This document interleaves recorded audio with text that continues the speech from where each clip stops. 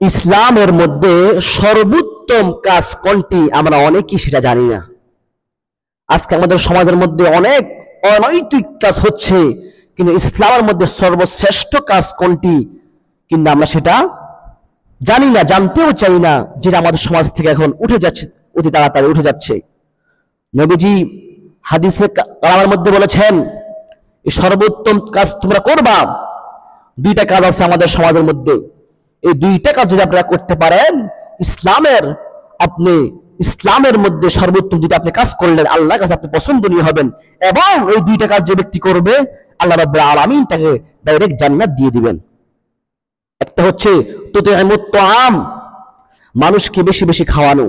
আজকে আমাদের সমাজের মধ্যে মানুষকে খাওয়ানো সেটা কমে যাচ্ছে। একটা আপনি যখন মানুষকে খাওয়াবেন, শুধু মানুষ খাবে না, ওই খানা থেকে পশু পাখির আপনার রিজিক আছে।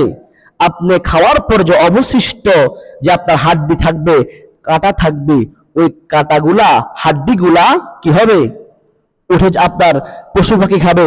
আপনার জিনের খাদ্য হচ্ছে হাড্ডি খাবারটা। তাহলে যদি আজকে আমরা সমাজের মধ্যে যদি এগুলো আমরা আজকে করতাম, তাহলে এগুলা কি হতো, এগুলো আজকে অবশ্যই অবশ্যই আমাদের কি হতো, সমাজটা উন্নত হতো। এরপরে হচ্ছে অত করা ও সালাম আলা মান আরাফতা ওয়া মান লাম তারিফ, বেশি বেশি মানুষকে সালাম দেওয়া। যে ব্যক্তি মানুষকে বেশি বেশি সালাম দিবে, তার জন্য আল্লাহ রাব্বুল আলামিন জান্নাতের মধ্যে আল্লাহ রাব্বুল আলামিন একটা কামরা আল্লাহ বানিয়ে দিবেন তার জন্য। তাহলে আমরা বেশি বেশি সালাম দিব মানুষকে, এবং আমরা মানুষকে বেশি বেশি খাওয়াবো।